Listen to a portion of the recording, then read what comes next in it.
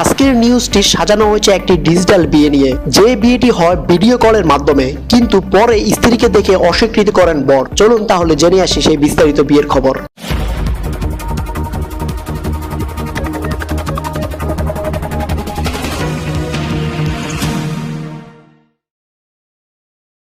প্রবাসে থাকা অবস্থায় মোবাইলের ক্রস কানেকশনে পরিচয় হয় লক্ষ্মীপুর রায়পুর উপজেলার সেকান্তর ও ফরিদপুর সদর উপজেলার মায়া আক্তারের। পরে সামাজিক যোগাযোগ মাধ্যম ইমো ও হোয়াটসঅ্যাপে ভিডিও কলের মাধ্যমে তাদের বিয়ে হয়, কিন্তু বিদেশ থেকে দেশে ফিরেই এইসব সম্পর্ক অস্বীকার করেন সেকান্তর। পরে স্ত্রীর স্বীকৃতির দাবিতে সেকান্তরের বাড়িতে অনশন করছে মায়া। শুক্রবার দুপুরে রায়পুর উপজেলার দক্ষিণ চরবংশী ইউনিয়নের কুচিয়ামারা গ্রামে জমদ্দার বাড়িতে অনশন করছে মায়া। সেকান্তর কুচিয়ামারা গ্রামে জমদ্দার বাড়ির গাজী জমদ্দারের ছেলে, আর মায়া আক্তার ফরিদপুর উপজেলার ফরিদাবাদ গ্রামের শেখ বাড়ির মোহাম্মদ হাফিজ শেখের মেয়ে। মায়া সাংবাদিকদের জানান, 1.5 বছর কাজের বিষয়ে সৌদিতে যান। মোবাইল ক্রস কানেকশনে বাহরাইন প্রবাসী সেকান্তরের সঙ্গে পরিচয় হয় তারপর ইমো ও হোয়াটসঅ্যাপে ভিডিও কলের মাধ্যমে তাদের বিয়ে হয়, কিন্তু হঠাৎ মোবাইলের যোগাযোগ বিচ্ছিন্ন করে 30 মে সেকান্তর গ্রামে দেশের বাড়িতে আসেন। তিনি আরো জানান, এই ঘটনা শুনে তিনি চাকরি ছেড়ে 3 জুন দেশে চলে আসেন। বৃহস্পতিবার রাতে ফরিদপুর থেকে রায়পুরে স্ত্রীর স্বীকৃতির দাবিতে তিনি সেকান্তরের বাড়িতে যান। তার পরিবার তার দাবি মেনে না নেওয়ায় তিনি ইউপি চেয়ারম্যান ও